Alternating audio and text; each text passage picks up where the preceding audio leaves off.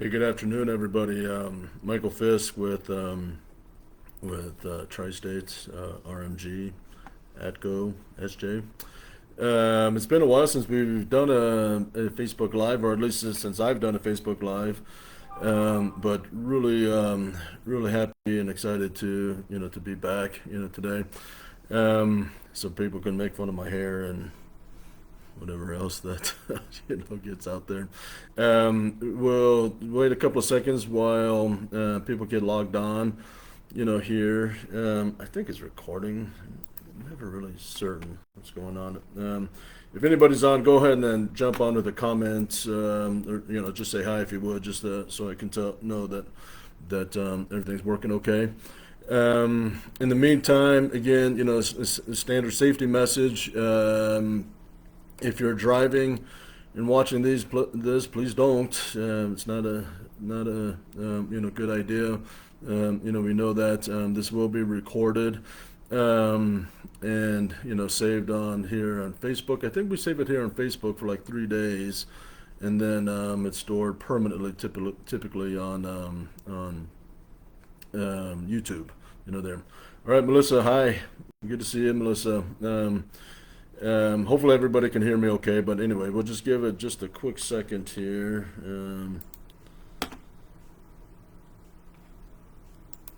And while we're waiting, I was trying to pull a report here, and it just came up. Let me try to run this here real quick. Actually, I got some numbers that I'll share with everybody here. While we're waiting for people to log on, Facebook Live, it's awkward and clunky sometimes, but I do want to share some numbers here. Hold on just a second, and let me sort this here real quickly here.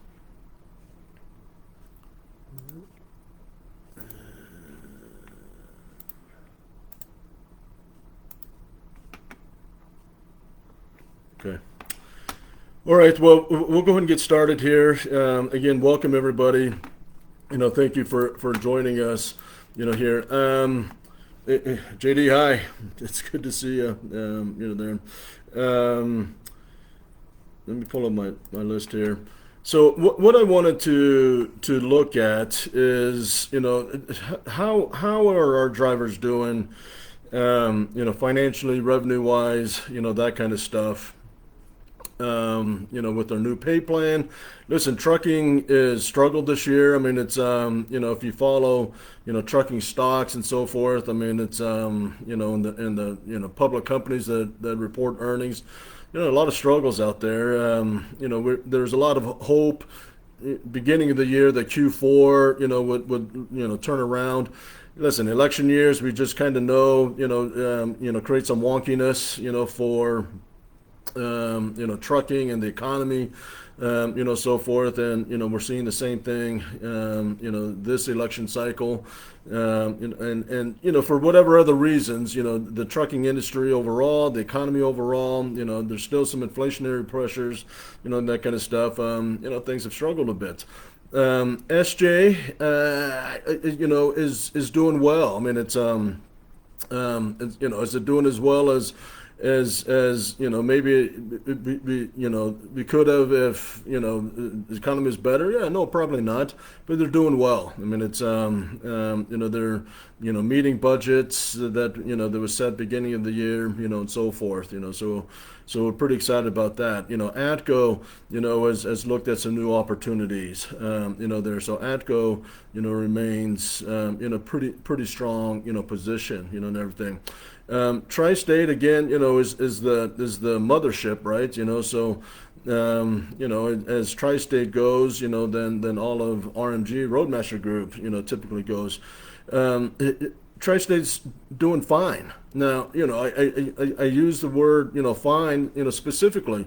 We're profitable. We're weathering this well. I mean, a lot of trucking companies, are not profitable, or if they are, they're barely so. We're doing fine. I mean, it's it's I think 99% of trucking companies out there would trade places with us, type of thing. So we're weathering the challenges pretty well. We've had to make adjustments. We've had to fight. I mean, it's behind the scenes, operationally, in particular, it's we've had to really shift some of the way we do business, and some of the priorities, the things that we used to be able to control, are not as controllable anymore. But things that we can control, it's we put more time in, type of thing. Load counts, in particular. I mean, mileages, type of thing. The way that the DoD rates work, we don't control that, there. And there's a tremendous amount of capacity, into that space. We're finding that rail is taking some of that, work as well. So, those are all things that we can't necessarily control. But the things we can control, I think we've done a good job of adjusting and pivoting to, and making whatever adjustments that we need to. So Tri-State is doing fine, doing well. Is it as great as 2022? I mean, are we going to hit the same numbers as last year? Probably not. But those are phenomenal years. And again, I've had this conversation with others, type of thing. And last year there was a lot of concern. Oh, what's going on? Well, the problem with 2023 is it wasn't 2022. But and it's similar to 2024. I mean, it's we're doing better than we were in 2021. 2022 was just a anomalous year, type of thing. So anyway, I mean, it's to put it in perspective, 2024 is going to be our third greatest year ever. So anyway, I think it's important to look at the context of the entire economy, trucking industry, and so forth. And again, Tri-State's doing well. ATCO's doing well. SJ's doing well. So we're grateful for the position that we have, the relationships we have with our customers, and for our drivers, who really make all of this works out. So anyway, Melissa, do you anticipate the port strike to affect us? Yeah, that's a good question. Probably not. I mean, I think it's gonna, potentially, have some things for SJ that they're gonna have to navigate, a bit. But, for us and what we do, out of the port, if we were hauling, Christmas toys, and that kind of stuff, but, a lot of that comes in through the West Coast anyway. I mean, you guys are familiar with what we do on the East and the priority that freight, typically takes. So, we're certainly keeping an eye on it, type of thing, but we don't anticipate that having a huge impact right now. But it's there's always the hope that that'll get resolved here pretty quickly, type of thing. So I've got some other friends that they're in the wood business and exporting, on the East Coast ports, and they're be pretty concerned, type of thing. But I think we'll be okay. Well, it's a good question though. And then for anyone else again who has questions or comments, please send them in. Here it's especially if you're new. I mean, I'll respond to it. I mean, it's any question that you have, certainly want to to address or whatever. So anyway, so the report that I was pulling here. Let me look at this real quick. So I just want to look at some years ago when we were setting up our pay plans and our structures and everything. We wanted to see wanted to see how many of our drivers are going to make over $100,000. And let me. So this is interesting. So I ran our revenue numbers from the last 12 months from today, and this is counting owner operators and company drivers. Now, yeah, again, owner operators is just one truck type of thing. But for the last 12 months, we have 313 drivers and trucks that made over 100,000 in the last year. And that's always been important, milestone. I mean, it's John Wilbur, our former CEO, for those of you who remember him, said, hey, listen, all of our drivers should be making over $100,000 a year, and I want that. I believe that. I mean, it's I think that's an important, landmark, and we're getting to the threshold that if you're with us the whole year and you run the whole year, and you just kind of trust us to run your truck and to dispatch you and everything, you're going to make money. And we have over 300. We have 313, trucks and drivers. They made over 100,000, in the last 12 months. So anyway, I'm hopeful, that we'll continue to do that, and we're able to do that, because of the customers that we have, because of the work that all of you guys do, and I want to focus on that, relationship, a little bit more here in just a second. Let me answer this question from Zach and Ashley George. Has the TFI acquisition been as beneficial as hope, or does that not affect Tri-State because of our freight? So here's what I can tell you. I mean, TFI is in a much healthier financial position than the previous ownership. But as you point out, because of our security clearances and everything, most of the time, any sort of ownership that's is involved with Tri-State and RMG has very little impact on our business. I mean, it's in the coming, I don't know, year or two. I mean, you may see some subtle, changes, to the brand, type of thing. You may see some subtle changes to the color, scheme, to logos or something like that. But by and large, I mean, it's it takes a secret clearance, as you guys know, to do the work that we're involved in. And so by and large, I mean, we run our business as we see fit, and that's important, to us, and it's important to you. So that's a good question. And again, I mean, there's some counting things that they certainly have, influence on. But I don't want to really speak out of turn here, but we've had some opportunities to influence TFI. I mean, it's and our tech department, for example. I mean, it's how, the things we do and our processes there. Frank Lawrence, there has been asked to essentially, assist TFI and their thing. So guys, we do good work, here. I mean, it's and whatever our ownership structure is or whatever, by and large, they let us keep doing our work. A, because we're good at it, or B, because, again, clearances or whatever, kind of compel that, there. So anyway, it's been a good relationship, there. I mean, it's and we anticipate that it'll continue to be a good relationship. A good question there. Thank you.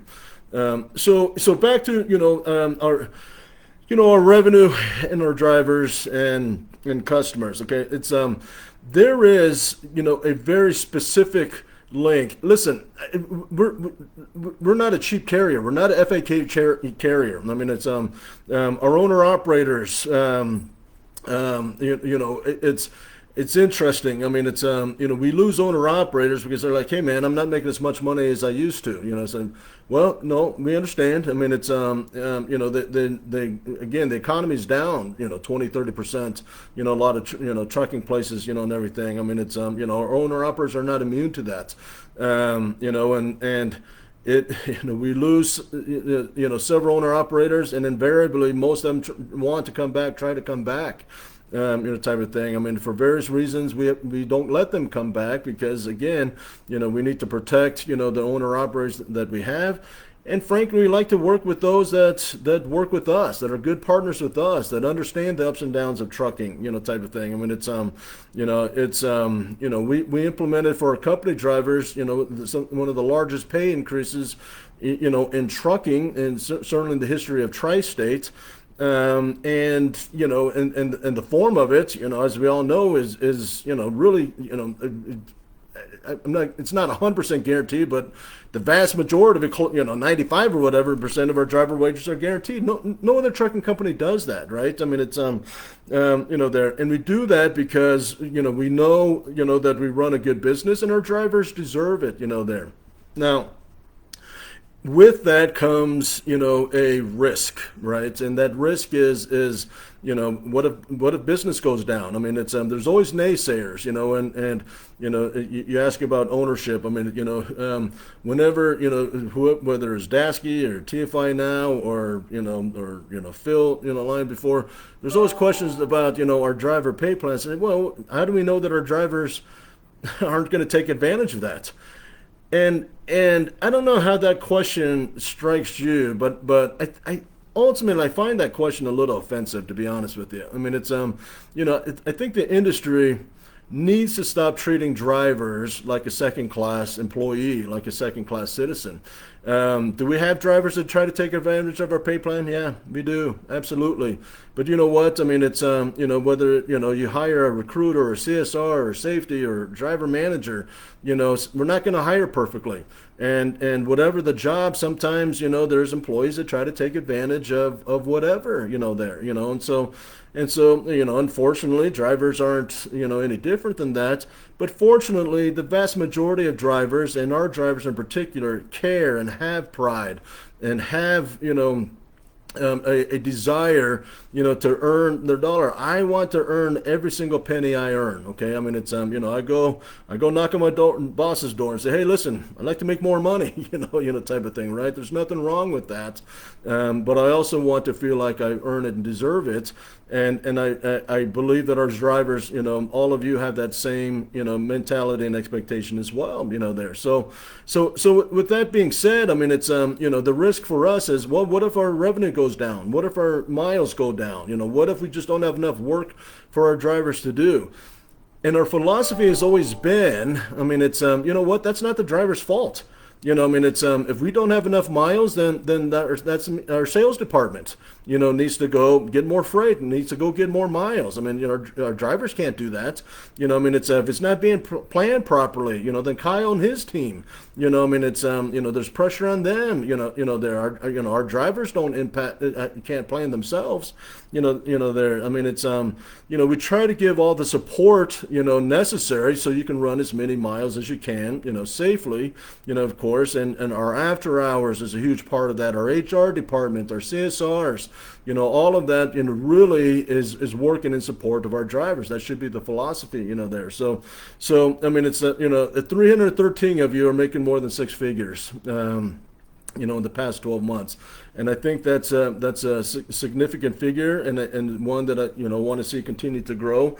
But again, I hope you understand, the relationship, that feeds that ability to pay, is very much a symbiotic and mutual, relationships. We have customers that we can get rates even in this environment, that no, trucking companies are having to take rate decreases. We are able to negotiate rate increases based on our driver safety and performance. So it's not about relationships of Don and his team and how well they like us. It is based on the safety and performance of our drivers. So we had an unfortunate accident some months ago, and that's going to cost us some rates. I mean, it's we could have had and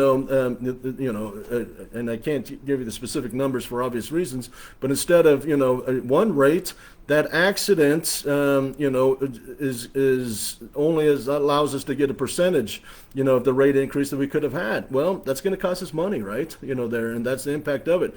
Some of that's just the cost of business, but I want each of you guys to understand that you do have a control and influence on the revenues of the company based on again on time deliveries.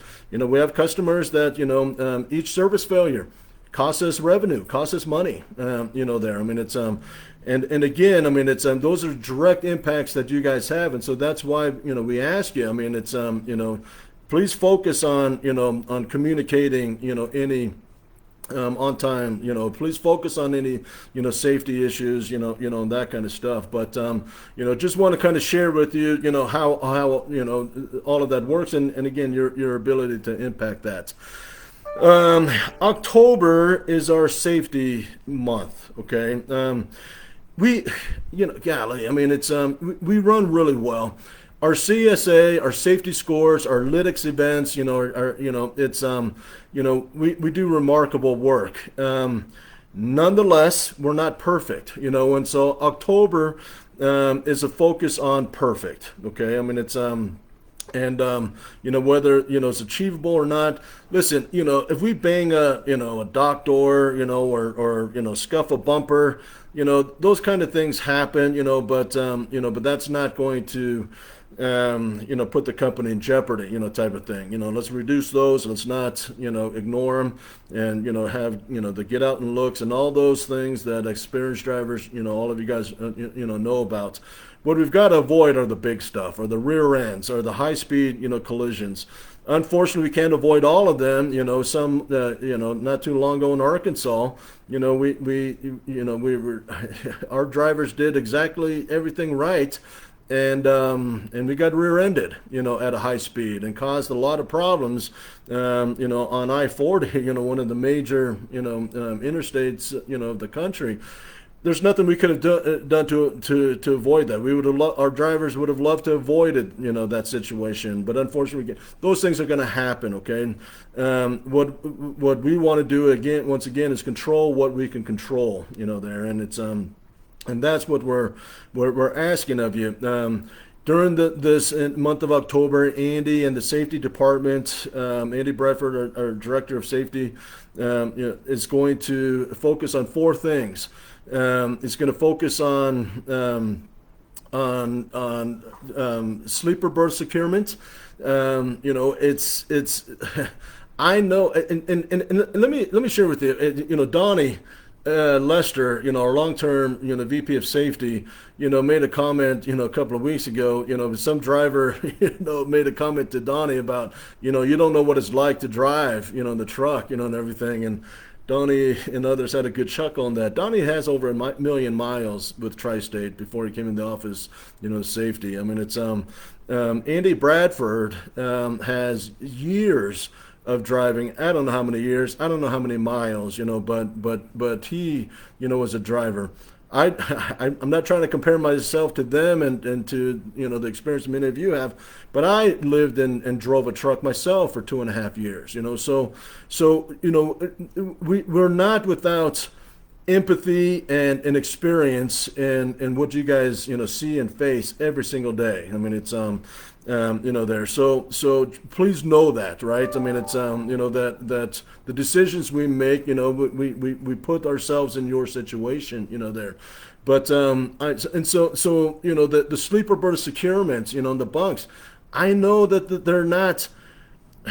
It's not awesome, there. I mean, it's not that bad, I mean, it's I remember the first time when I was being slept overnight in a truck, in a moving truck, when I was with my trainer, climbed on the top bunk. I'm exhausted. I mean, I'm not used to, 10, 11 hours of driving and just the, gripping the steering wheel, for that long, and everything. And I climb up there, I'm exhausted, there.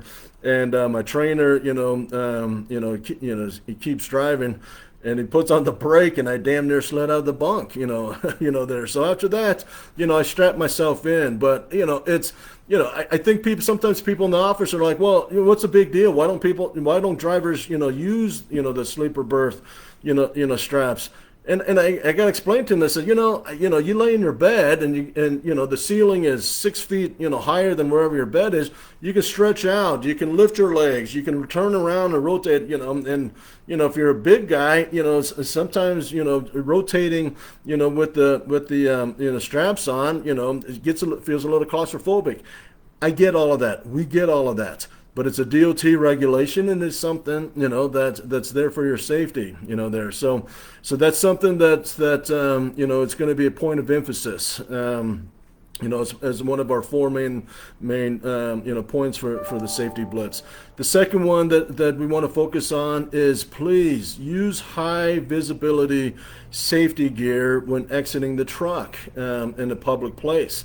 I'd love it if you just get in the habit of putting on your safety vest, whenever you climb out of the truck, whether it's a customer or getting fuel. I mean, it's and this we lost a driver earlier this year, and it was in dark, rainy condition. And our driver did nothing wrong. I mean, it's it is a situation where somebody sideswiped one of our trucks, and we pulled over to make sure everything was okay, along the side of a freeway, and he got struck. And guys, I mean, there's things that we can prevent and things we can't prevent, there. And sometimes, just really awful things happen. But please protect yourself. I mean, it's no one's is more responsible for your own safety except for yourself, right? And so our other big point of emphasis is put on high visibility gear as much as you can, in all the situations that you really can. Is it going to prevent all accidents? No, it's not. But all we can do is what we can control. Once again, there. I mean, it's we had I was watching a dash cam video of an accident that we weren't even involved in, but a truck came past, screaming past our driver at a high speed. He rear-ended a truck in front of us. Our driver was able to stop, in plenty of time, but and I can see on the dash cam, he jumped out of the truck, to go, help out, help in the situation. All very admirable response, and I'm proud of that's the way that our drivers and our people think, when there's a tragedy and accident in front of them. But I winced a little bit, because it's there's an opportunity for him to throw on a safety vest. And again, I understand things going 100 miles per hour, but one of the things that I mean, you just don't want to compound tragedy on top of another tragedy, right? There. So anyway, I mean, it's a focus on high visibility clothing, whenever possible, whenever getting out of your truck. Third thing is hazmat. I mean, it's we do really, really well in hazmat. We do complicated things in hazmat, but nonetheless, I mean, the expectations for the DOT and CSA is almost to be perfect. And so we continue to do training on that. And finally, our fourth subject matter we want to focus on for the month of October will be hours of service.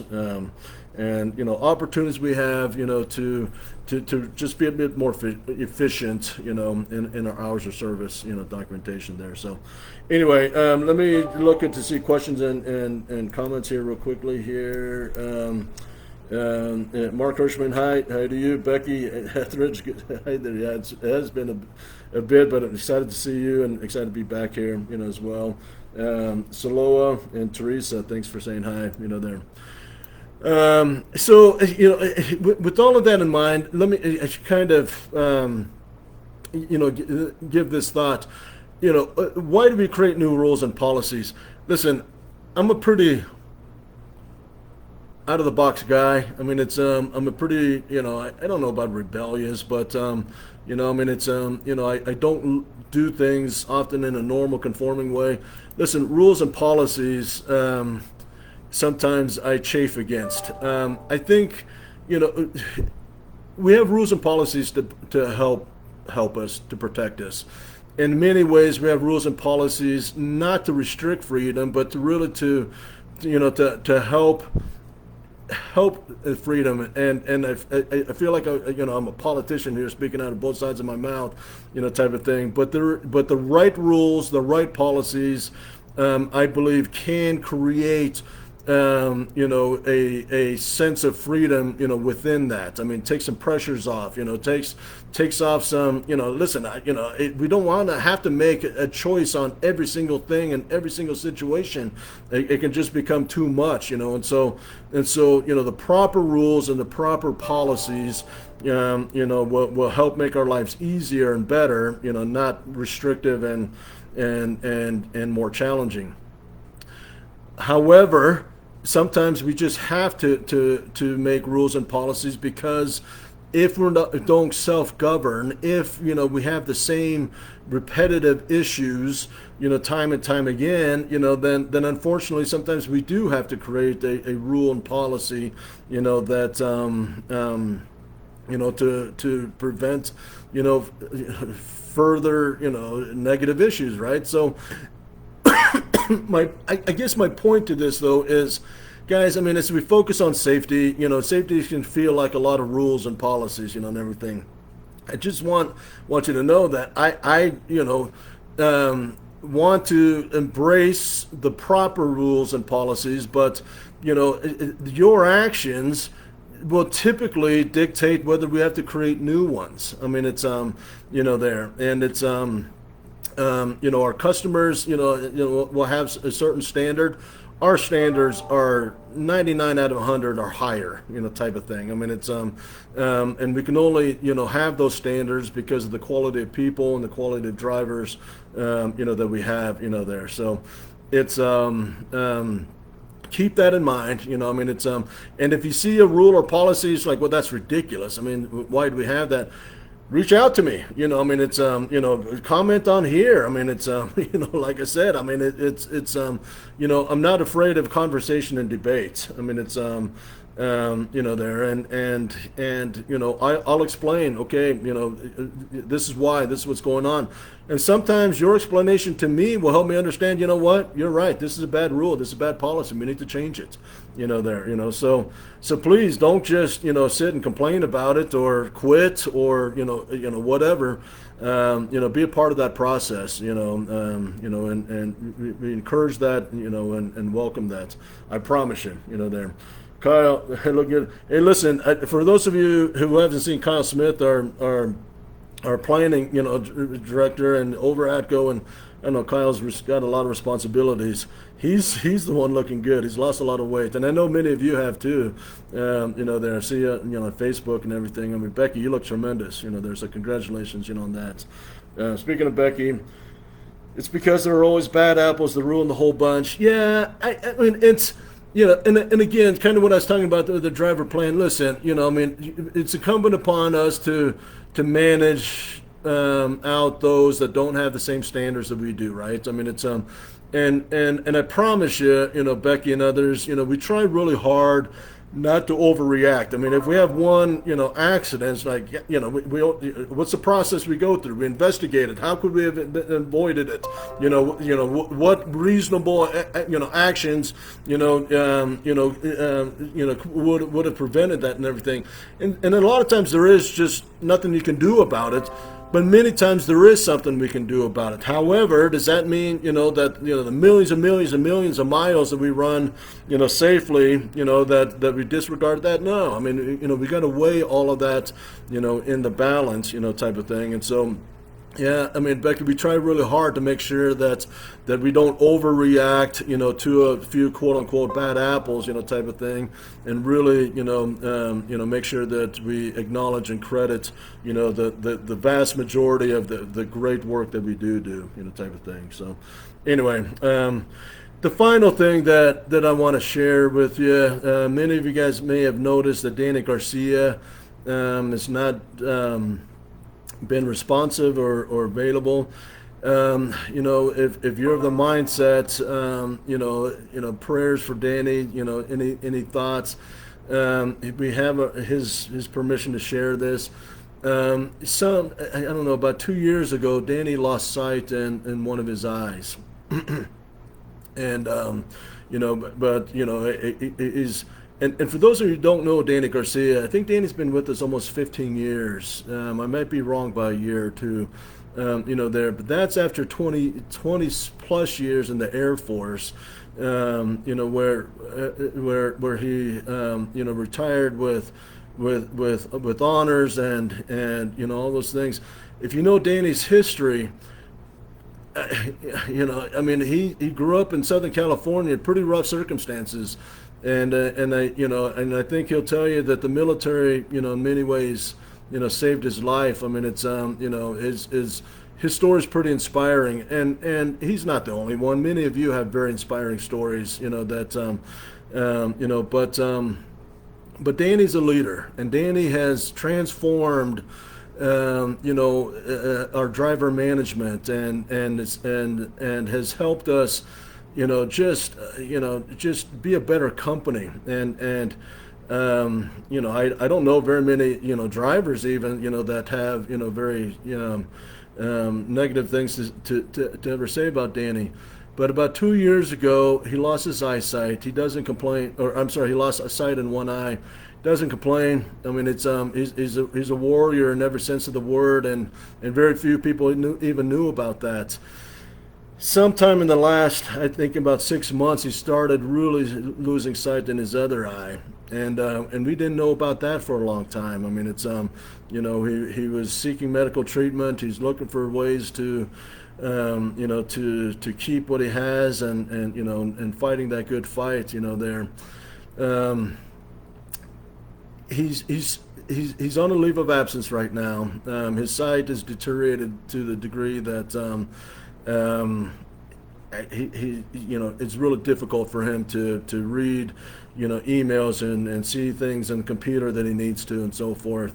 And the son of a gun is such a warrior. I mean, he doesn't want to be a burden to the company. He doesn't want to be, a victim. He doesn't, he's got a lot of pride, a lot of dignity, and he's earned, our respect, and he's earned that pride and dignity, through the decades, and so.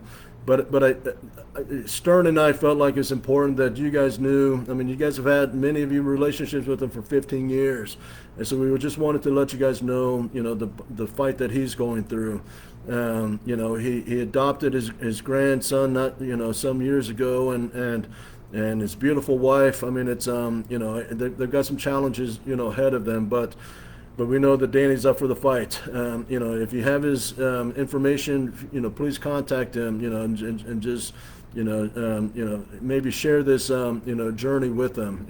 I think he'd appreciate that. If you don't have his, info and would like it, contact us, and we'll put you we'll put you in contact, with Danny. I think he enjoyed that. I don't have his permission to share his cell number, otherwise I'd go ahead and just do that now. But I suspect he'd be okay with it. But I just want to make sure that he is. So anyway, I mean, yeah, just, for those of you who know who Danny Garcia, just know that he's still with us, but he's not working with us. Currently, I'm not sure if he's going to be able to come back. We're holding his position open, of course, and he's trying to figure some things out, and we'll see what we can figure out with him. So anyway, Becky, appreciate your thoughts. Yeah, you've been with us a lot of years, and so you know Dana Garcia well. But anyway, just want to share all of that. Appreciate all of you. Appreciate the work that all of you guys do. If we don't say that enough, that's our fault. We need to say it more. We just had Driver Appreciation Week a couple of weeks ago. Every week really should be a Driver Appreciation Week, but our drivers are tremendous. And I hope you see that, hope you feel that. If you don't, reach out. If you have disagreements with me, reach out to Stern. I mean, let's resolve that, or whatever. But if you're struggling somewhere else, don't let that fester. I mean, bring it to me if you would, and let's see what kind of resolution we can get. But we appreciate all of you. Please be safe. And like I said, I'm excited about the things that Andy, Bradford has to share. I think he's going to do a special Facebook Live tomorrow on our safety initiative. I know that he shared some thoughts on Tuesday, but grateful for all of you, and we're going to continue to do really good things in the future. Thanks, everybody.